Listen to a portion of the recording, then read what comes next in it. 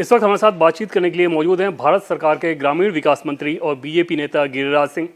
Giriraj ji, India TV पर आपका बहुत बहुत स्वागत है। चलिए, बहुत बहुत धन्यवाद। लेकिन सबसे पहले मैं जो सवाल पूछूंगा, कतई भी उसका स्वागत नहीं किया जा सकता। राजस्थान में कांग्रेस पार्टी के प्रभारी हैं, राजस्थान प्रभारी सुखजिंदर रंधावा। रंधावा साहब ने आज जो कुछ भी कहा है निश्चित तौर पर बहुत ही अजीबोगरीब है। रंधावा साहब का ये कहना था कि प्रधानमंत्री नरेंद्र मोदी को खत्म कर दो, सब कुछ ठीक हो जाएगा। कैसे देखते हैं उनके इस बयान को? देखिए, मोदी जी जब से आए हैं, सोनिया जी ने मौत का सौदागर, कई लोगों ने कब्र खोदने की बात कहा, और तो और ये अगर इसके पहले पंजाब में कांग्रेस पार्टी ने इनकी मौत की तो पूरी व्यवस्था कर दी थी, महादेव ने बचा लिया। और आज ही अगर कह रहे हैं कि खत्म कर दो, तो टुकड़े टुकड़े गैंग पूरा लगा हुआ है, मोदी को खत्म कर दो, और उसमें कांग्रेस सबसे अग्रणी है, कोई नई बात नहीं है। गिरिराज जी, आप ये कह रहे हैं कि कांग्रेस पार्टी ने प्रधानमंत्री नरेंद्र मोदी को मारने की पूरी व्यवस्था कर दी थी। क्या मतलब है इसका? क्या प्रधानमंत्री नरेंद्र मोदी के सुरक्षा को लेकर पंजाब दौरे में, राजनीतिक दौरा जब हो रहा था, उस समय जो चूक हुई थी, उसके आधार पर ये आरोप लगा रहे हैं आप? और क्या, अगर नहीं था तो अभी तक उसकी रिपोर्ट नहीं आई। संजोग से वहां की सरकार है, वो भी उसी से टुकड़े टुकड़े गैंग का ही सदस्य है। अभी तक तो एक प्राइम मिनिस्टर के ऊपर ये घटना घटी, अब तक तो आना चाहिए था, लेकिन अभी तक भी नहीं आया। ये तो भगवान है मोदी के साथ, जो मोदी टुकड़े टुकड़े गैंग के सरापने के बाद भी और मौत की बात, इन लोगों की ताकत देखिए और कांग्रेस के नेतृत्व को देखिए। कांग्रेस का नेतृत्व का जुबान नहीं खुला, न राहुल गांधी, न सोनिया जी, न प्रियंका जी, यही तीन वो कांग्रेस है ना। अध्यक्ष जो भी रहे, खड़गे जी, मैं उनको प्रणाम करता हूं, लेकिन कांग्रेस तो किसी की जुबान नहीं खुली ऐसे सवाल पर। लेकिन ये हो सकता है ना कि ये सिर्फ एक सुरक्षा में चूक का मसला हो, इसके पीछे कांग्रेस पार्टी की साजिश थी, ये किस आधार पर कहा जा सकता है? भाई, मैं तो कांग्रेस पर ही आरोप लगा रहा हूं। एक प्रधानमंत्री जाए, और प्रधानमंत्री जाने के पहले तो सारी व्यवस्था, सड़कें खाली होती है, ये सब तो साजिश ही थी। और आज भी देखिए जिस ढंग से खत्म कर देने की बात कहा है सोनिया जी, राहुल जी, प्रियंका जी, खड़गे जी, किन्हीं का कोई इस पर वक्तव्य आया है कि कार्रवाई करेंगे? ऐसी बात नहीं बोलनी चाहिए।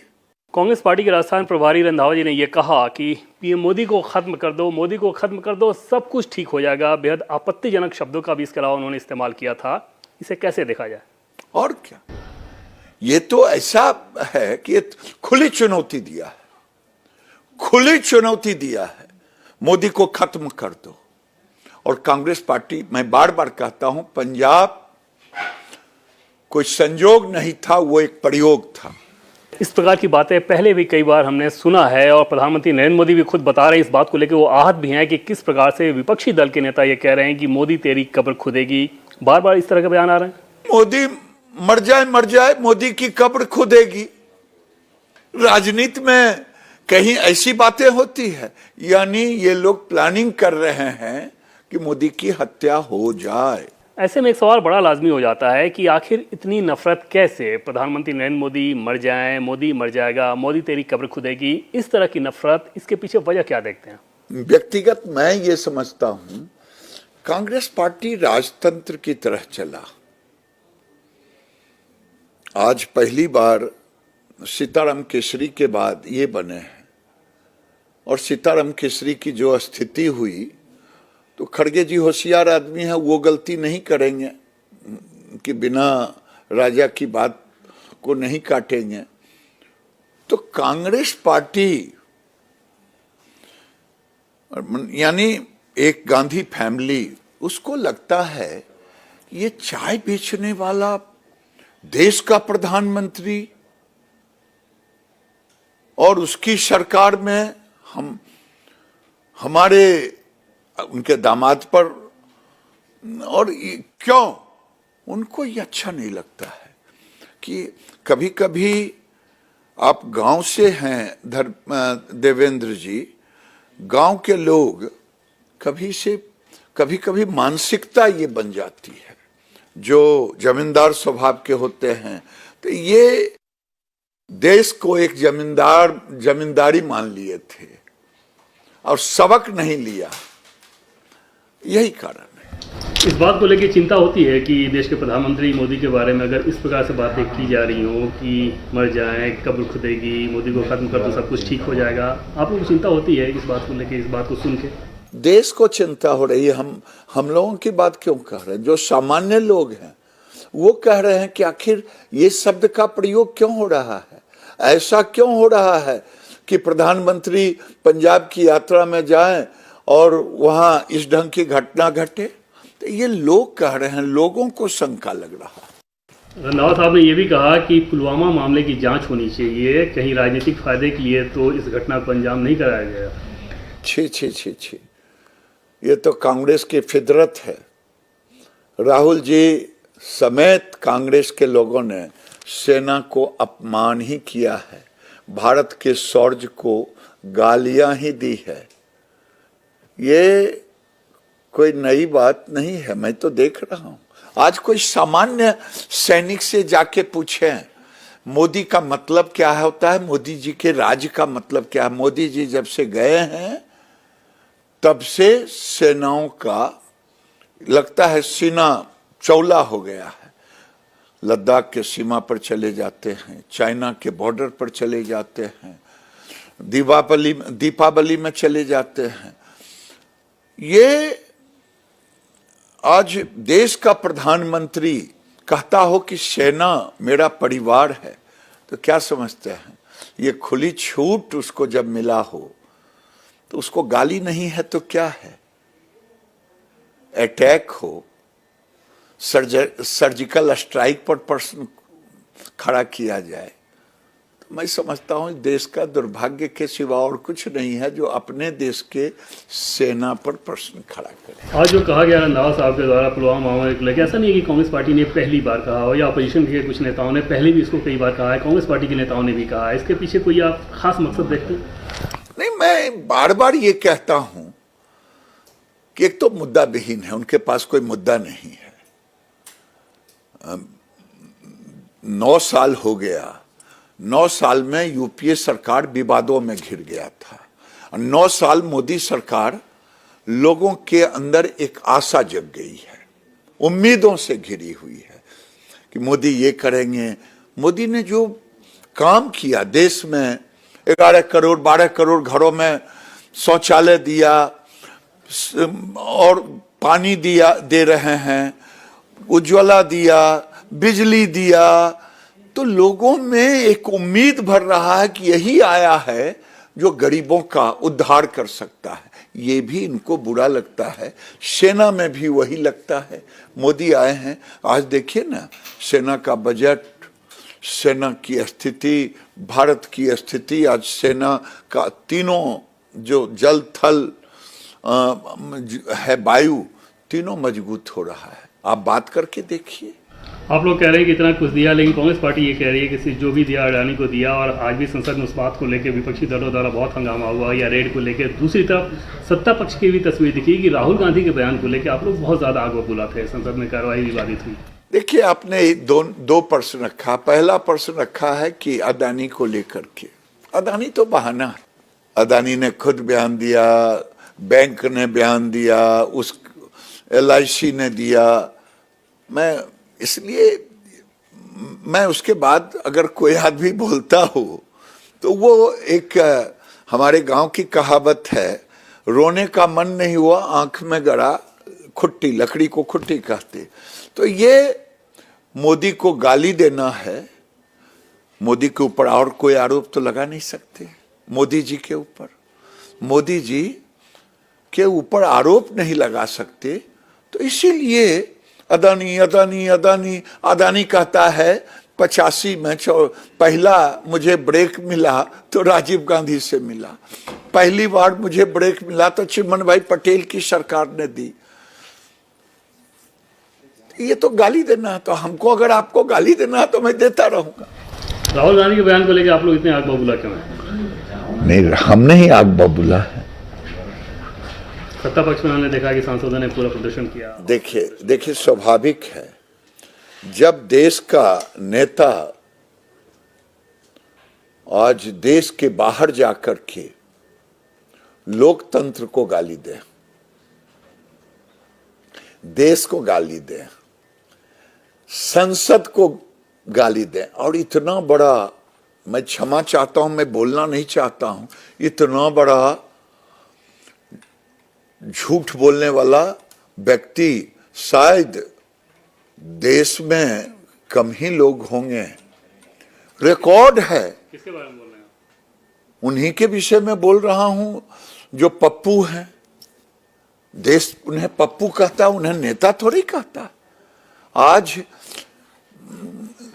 संसद के अंदर 52 मिनट घंटों तक भाषण दिए, और वो कहते हैं मुझे बोलने नहीं दिया जाता है, मैं टेप बंद कर।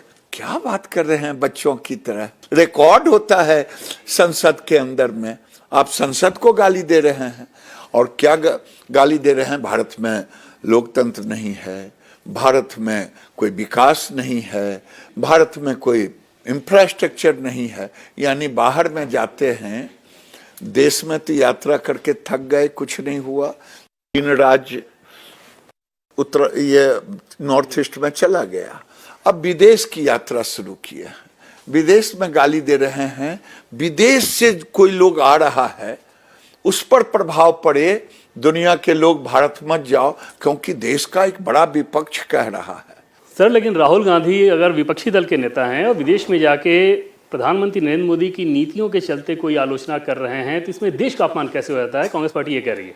मुझे आश्चर्य होता है, आप भी कभी गए होंगे प्रधानमंत्री के साथ विदेश यात्रा किए होंगे। कई पत्रकारों ने भी हमें कहा, नरेंद्र मोदी देश में भी देश के प्रधानमंत्री हैं, ठीक है, यहाँ बीजेपी के भी वो कार्यकर्ता हैं, लेकिन भारत के बाहर जब जाते हैं तो वो देश के प्रधानमंत्री होते हैं। अभी इटली के प्रधानमंत्री आई थी, तो क्या वो पार्टी के प्रधानमंत्री आई थी कि देश के प्रधानमंत्री आए थे? इटली के जो लोग होंगे, उनके मन में जो हम लोगों ने उनका वेलकम किया, उसका सम्मान उनको अच्छा लगा होगा। आज नरेंद्र मोदी जो दुनिया में भारत के झंडे को बुलंद किया है, वो भारत में रहने वाले जो विदेश में लोग हैं, पत्रकार मित्र मुझे बताते हैं, वो कहते हैं मेरे पासपोर्ट का कीमत बढ़ गया है, ताकत बढ़ गई है, मेरा सम्मान बढ़ गया है। तो ये नरेंद्र मोदी को गाली देते हैं, यानी देश के प्रधानमंत्री को गाली देते हैं, बाहर में जाके गाली देते हैं। ये दुख की बात है। संसद में तो आप पानी पी पी के गाली देते ही हैं, देश के अंदर गाली ही देते हैं, मौत का कुआं खोदते हैं। हमें बर्दाश्त होता है, लेकिन देश को अपमानित करना, लोकतंत्र को अपमानित करना, संसद को अपमानित करना और झूठ बोलना,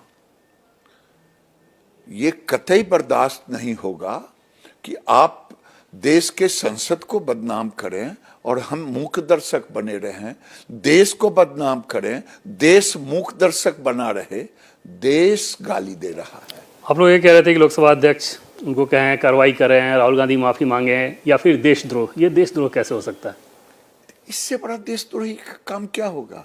जो हमारे विदेशी ताकत भारत को अस्त व्यस्त करना चाहते हैं, उनको राहुल जी के बयान से खुशी होगी कि नहीं? जो विदेश में इनके मित्र हैं, जो टुकड़े टुकड़े गैंग के सदस्य हैं, जो टूल किट बनाते हैं समय समय पर, उनको ये एक मौका देते हैं और वो फिर इसका प्रचार करते हैं। ये सोची समझी रणनीति है भाई, मैं बार बार कह रहा हूं। ये संयोग उंजोग नहीं होता है कि मुंह से निकल गया, ये एक प्रयोग है कि मोदी को अगर देश के अंदर कुछ इफेक्ट नहीं हुआ तो मोदी के विकास को देश के विकास को प्रभावित किया जाए, जो मोदी जी के काल में हो रहा है। ये मोदी जी के प्रति नहीं है, ये देश का विकास कैसे बाधित हो जिससे मोदी बाधित हो। लेकिन अगर राहुल गांधी ये कह रहे हैं कि देश में लोकतंत्र नहीं है, मान लीजिए उनके बयान के लिए ये कहा जाए कि राहुल गांधी के ऊपर देशद्रोह का मुकदमा दर्ज होना चाहिए, और क्या? ऐसे में फिर उनकी बात तो सही होती है ना, क्योंकि ये कौन सा लोकतंत्र है कि अगर मैंने कुछ कहा तो इसके लिए मेरे ऊपर देशद्रोह का मुकदमा दर्ज हो। आपको ये कहां से परमिशन मिला है? देश में कानून बना हुआ है, आप कानून पढ़ लें कि देश को गाली देने का आपको अधिकार नहीं है, देश को बदनाम करने का अधिकार नहीं है, लोकतंत्र को नहीं है आपको अधिकार। इसलिए मैं कह रहा हूं और लोग कह रहे हैं कि माफी मांगे, अगर माफी नहीं मांगते हैं तो इन पर मुकदमा करना चाहिए। चीन और कश्मीर, इन दोनों मसलों को लेकर मोदी सरकार की जो नीति है उसकी भी जबरदस्त आलोचना राहुल गांधी ने की है, वो भी विदेश में किया। अब देखिए, जो पीओके है टीवी पर, मैंने आप ही के चैनल पर रात ही देखा है, रात जो मैंने देखा है, रोज देखता हूं सारे चैनलों पर, पाक में मोदी मोदी हो रहा है, पीओके में, कि रास्ता खोल दे, मैं भारत चला जाऊंगा। ये विदेश में जाकर के इनके नाना ने कश्मीर को यूनाइटेड नेशन ले गया। अब ये यूनाइटेड नेशन तो ले नहीं जा सकते। बिलावल भुट्टो कह रहा है कि मैं आजकल ऑकवर्ड पोजीशन में पड़ जाता हूं जब यूएनओ में हम ये विषय को उठाते हैं। वो कह रहा है, कल ही रात मैंने देखा है आपके टीवी पर, वो कह रहा है, उनके वक्तव्य आ रहे हैं। मैं जब संयुक्त राष्ट्र संघ में ये बात रखता हूं कश्मीर का, तो हम एक अलग थलग पड़ जाते हैं। अब उसको ये ताकत दे रहे हैं, यानी पाकिस्तान को ये ताकत दे रहे हैं, ये चाइना को ताकत दे रहे हैं। ये कह देते गलवान की बात, भारत का सैनिक पिट रहा है, छी छी छी छी, आज तक भारत के सैनिक कभी पिटा नहीं। हां, अगर कभी हमें मुंह खानी पड़ी तो आपके नाना की गलतियों से, जो हजारों किलोमीटर चाइना के कब्जे में चला गया, कभी आपकी जुबान नहीं खुलती है। देश ये भी जानना चाहता है कि 62 में चाइना में जो गलतियां हुई, नेहरू जी के कारण हुई थी। और नेहरू जी ने जो बफर स्टेट था ताइवान, ये तिब्बत को भी आपने यूनाइटेड नेशन में सुपुर्द कर दिया। आपने जो गलती की है कांग्रेस पार्टी ने, उस पर पछतावा करना चाहिए कांग्रेस को और राहुल गांधी को, न कि पाकिस्तान का विदेश मंत्री देश में जाके कह रहा है मैं तो अलग थलग पढ़ रहा हूं, कह रहा है ना बेटा मैं तुम्हारे साथ हूं, मैं विदेशों में भारत को बदनाम करूंगा। उन्होंने आरएसएस की तुलना मुस्लिम ब्रदरहुड से की, और जिस प्रकार मुस्लिम ब्रदरहुड का पूरा मकसद ये था कि शरिया कानून के हिसाब से शासन व्यवस्था चलाई जाए, उसी प्रकार से आरएसएस हिंदुत्व के आधार पर करना चाहती है। देश में सारी संस्थाओं पर कब्जा हो गया। देखिए, भारत एक ऐसा देश है जो इसका डीएनए में रसा बसा है, ये सनातनी है। और यहां तो हम कभी ब्रदरहुड, कौन सा अंग्रेजी शब्द है, मैं ब्रदरहुड, लेकिन मैं ये जरूर कहूंगा कि आरएसएस के संस्कार और संस्कृति में सनातन है, भारत की संस्कृति है, जो कहता है वसुधैव कुटुंबकम, जो कहता है सर्वे भवन्तु सुखिनः सर्वे सन्तु निरामय। और आज उसका प्रधानमंत्री नरेंद्र मोदी सबका साथ सबका विकास कह रहा है, सबका प्रयास। और कोरोना काल में उसने दिखा दिया, अपने देश को भी बचाया और विदेश में भी लोगों को बचाया। हमने अभी अभी आपने देखा होगा कि कहां आया था अर्थक्वेक, कौन सा देश था, मैं आपसे पूछता हूं। यहाँ तुर्की में आया, आप लोगों ने मदद भी। कौन सा देश था? कोई नेपाल जैसा देश भी हो तो समझ में आती है, तुर्की जैसे देश में जो गाली देता था, पाकिस्तान का समर्थन राहुल गांधी के तरह करता था, कांग्रेस की तरह, वहां भी आया। तो हमारे डीएनए में है, आरएसएस की संस्कृति में है। और ये जो कहते हैं, ये कौन लोग हैं? ये सब तो हमारे ही परिवार के हैं। हमारे पूर्वजों ने, जिसको औरंगजेब ने डरा करके तलवार के नोक पर धर्म परिवर्तन करा दिया, अभी तो वही मुसलमान है। यहां का कौन मुसलमान है जो कहेगा मैं बाबर का औलाद हूं?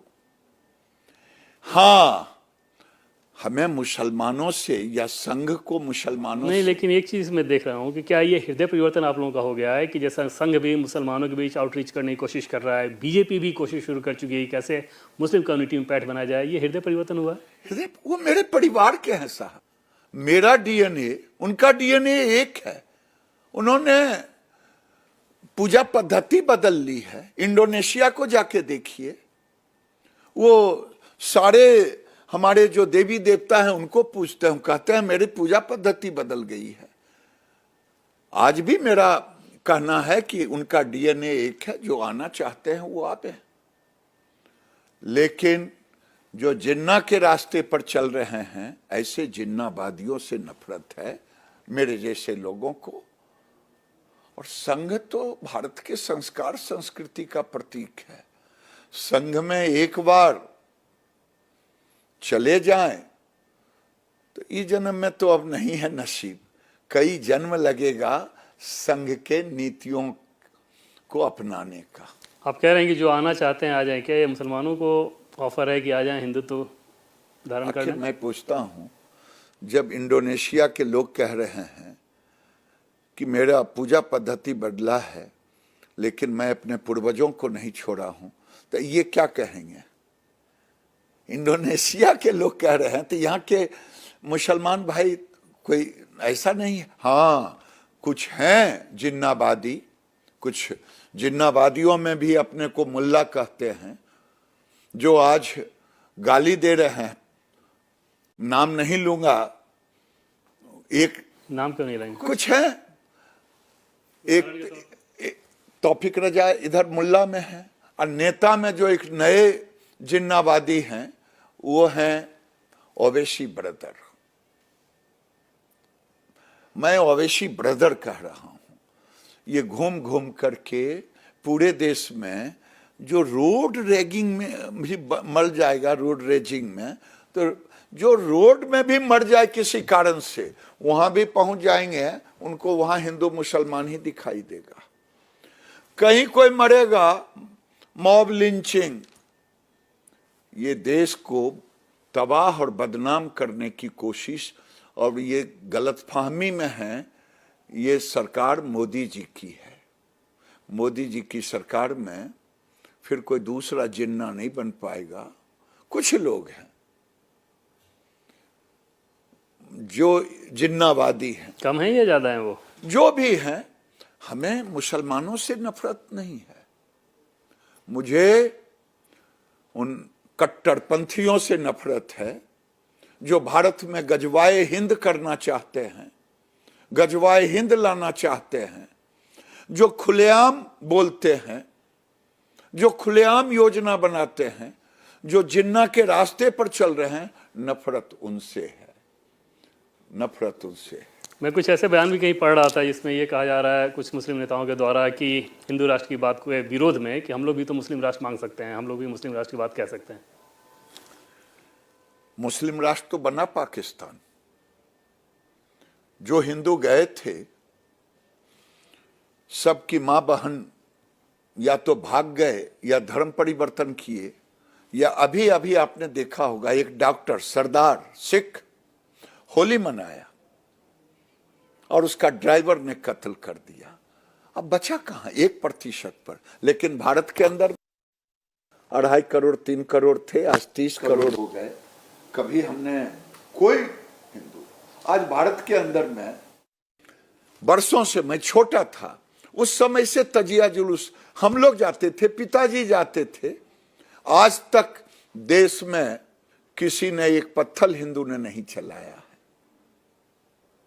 लेकिन जिन्नावादियों ने सर तन से जुदा का नारा लगाया, तलवार चलाया, गोली चलाया, एसपी पर चलाया। मध्य प्रदेश के खरगोन में, मैं नाम लेके कह रहा हूं, पत्थर चलाया। एक नहीं दर्जनों जगह हुआ, राज्यों में हुआ।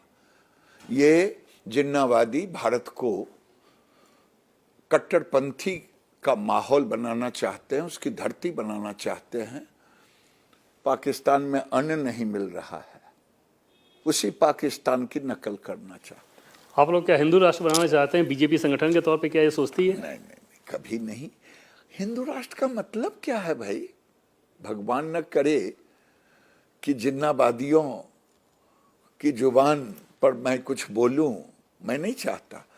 अगर भारत में सनातन धर्म को मान ले, उनकी व्यवस्था को, वहां तो सर्वे भवन्तु सुखिनः। अगर ये हो जाए तो इससे बड़ा क्या होगा? कुछ बाबा लोग आजकल बहुत हिंदू राष्ट्र की बात करते हैं, आपको लगता नहीं कि माहौल खराब करते हैं वैसा? नहीं, वो बाबा तो कह रहे हैं कि ऐसा हिंदू राष्ट्र होगा। मैं सुन रहा था आप ही के चैनल पर, जो मुस्लिम भी रहेंगे, सभी धर्म के लोग रहेंगे। वो बाबा लोग भी यही बात बोल रहे हैं। तब वो बाबा बोल रहे हैं तो इसमें क्या गुनाह है? अगर सनातन भारत का संस्कार और संस्कृति है, इसके अलावे भारत की अलग पहचान नहीं हो सकती। एक चीज़ को लेकर बहुत ज़्यादा चर्चा आजकल है, बहुत गर्म चर्चा है, पॉलिटिकल रिएक्शन भी बहुत तीखा है। कई राज्यों के नेताओं ने इस बात को लेकर प्रधानमंत्री को चिट्ठी भी लिखी थी कि किस प्रकार से जांच एजेंसियों का दुरुपयोग किया जा रहा है। खासतौर पर सबसे पहले बिहार के संदर्भ की बात कर लें तो लालू प्रसाद यादव, तेजस्वी यादव, उनके परिवार को लेकर जिस प्रकार से जाँच एजेंसियाँ पूछताछ कर रही हैं, बहुत तीखी प्रतिक्रिया है आरजेडी नेताओं की तरफ से। देखिए, कानून अपना काम कर रहा है और ये भेद तो भी घर के भेदिया नहीं दिया था, यही नीतीश कुमार के साथी संगति सब लोग दिए थे।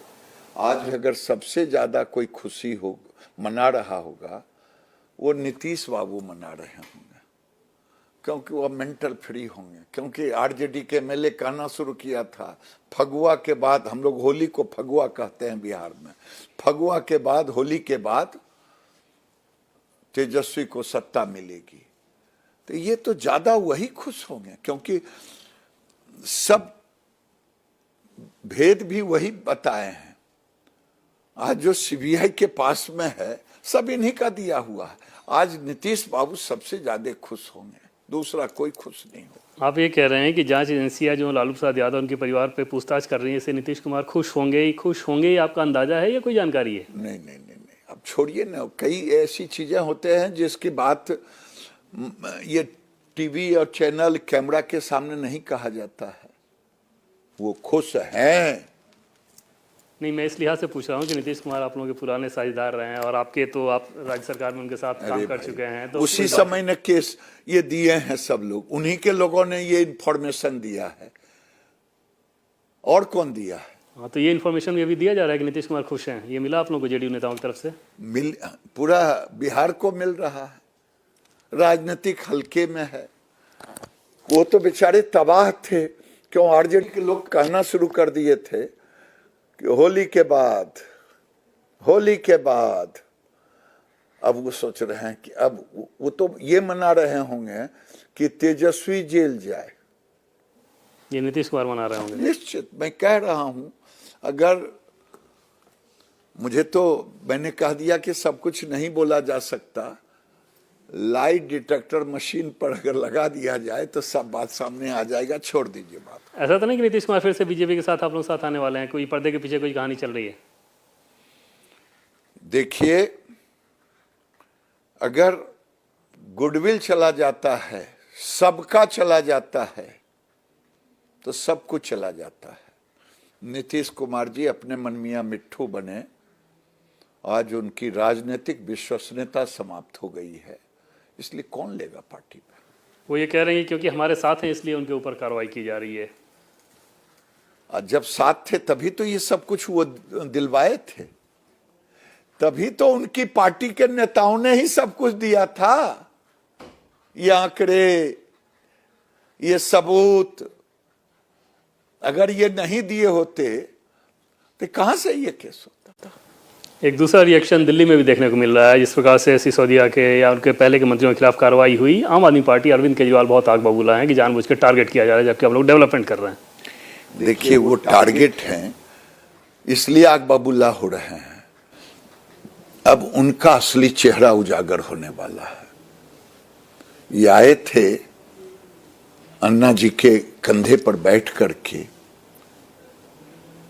उन्होंने कहा था, इधर स्टेटमेंट आया था, मैंने नहीं सोचा था कि शराब इस ढंग से होगा, स्कूलों के पास में बिकेगा।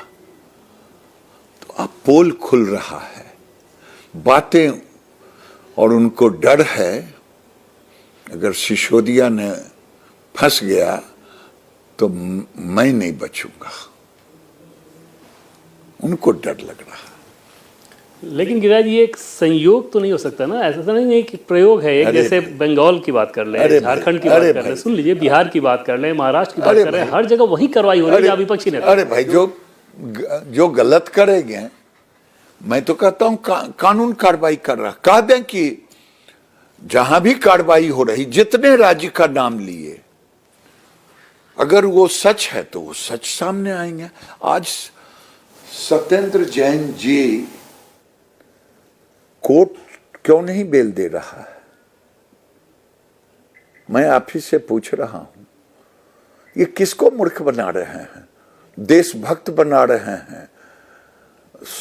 स्वास्थ्य में इतना काम किया, स्कूल में इतना काम किया, बोलने में तो इतने अच्छे हैं कि मासूम जैसे दिखते हैं, लेकिन पोल तो सब खुल रहा है, इसी का डर है और कुछ नहीं। वो ये कह रहे हैं कि क्योंकि सिसोदिया एजुकेशन में बहुत अच्छा काम कर रहे थे इसलिए टारगेट किया गया। केसीआर वहाँ तेलंगाना में इस बात को कह रहे हैं, कविता कह रही हैं। हाँ, मार्केटिंग में ये मास्टर जरूर थे। जो मोहल्ला क्लिनिक और स्कूल दोनों का पोल खुला हुआ है। अब उस पर बहुत कुछ नहीं बोलने की जरूरत। तेलंगाना में कविता भी लगातार इस बात को लेकर दिल्ली में आरोप लगा रही है। सांझ को आज किस बात का, जो पूछे उस साफ साफ बता दीजिए क्या। लेकिन जांच एजेंसियां सिर्फ विपक्षी नेताओं के खिलाफ कार्रवाई करें तो फिर दिक्कत है। अरे भाई, बिहार का तो बता दिया, तो सब जगह का पोल जो सही सही चीज था कहीं से दिया तभी तो मिला, तभी तो आखिर। मैं तो बिहार की बात जानता हूं, अन्य राज्य की बात नहीं जानता हूं। बिहार में यही नीतीश बाबू सब कुछ के सहयोगी, नीतीश बाबू नहीं, नीतीश बाबू के सहयोगी, नीतीश बाबू की मर्जी के बगैर कुछ हो ही नहीं सकता। ललन सिंह वगैरह जो अब जो भी रहे। आखिर में सवाल, क्योंकि संसद का सत्र चल रहा है और पहले दिन हमने देखा इस फेज में बजट सेशन के कि किस प्रकार से हंगामा रहा है, आगे कैसे देखते हैं आप लोग, क्या कुछ रणनीति रहने वाली है? देखिए, पिछला जो सेशन था उसको भी उन्होंने, क्योंकि ये देश का पैसा, गरीब का पैसा बर्बाद करते हैं। सदन बना है, आप घेरिए जवाब सवाल में, गाली ही दीजिए, लेकिन सदन को चलने दीजिए। इन्होंने कबूल भी किया मीटिंग में, दोनों सदनों के जो स्पीकर और उप राष्ट्रपति महोदय हैं, फिर भी ये नौटंकी। गिरिराज जी, इंडिया टीवी से बातचीत करने के लिए आपका बहुत बहुत धन्यवाद। तो ये थे हमारे साथ भारत सरकार के ग्रामीण विकास मंत्री और बीजेपी नेता गिरिराज सिंह। इंडिया टीवी हर वक्त हर जगह डाउनलोड करने के लिए सर्च करें India TV news Google play store या ऐप स्टोर पर।